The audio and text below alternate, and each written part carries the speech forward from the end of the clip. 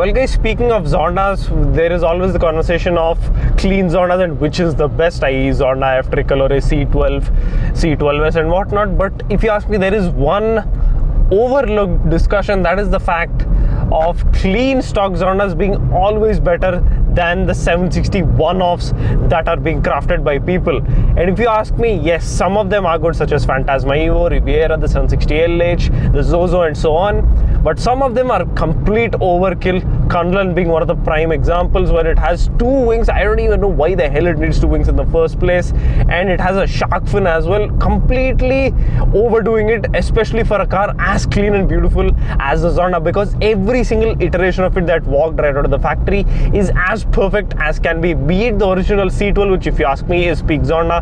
I will be making another video on that, so stay tuned.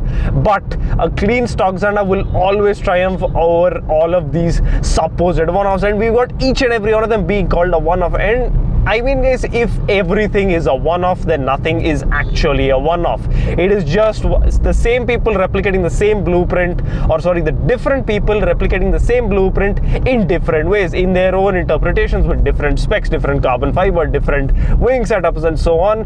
But at the end of the day, they are still butchering what is a literal clean, untouched Zonda, which will always be better in its exact complete stock form. And I mean, I get it when people want to upgrade their original spec sheet to the 760 horsepower engine, which of course I do not at all mind. I mean, of course you can never have too much power, especially in a Zonda.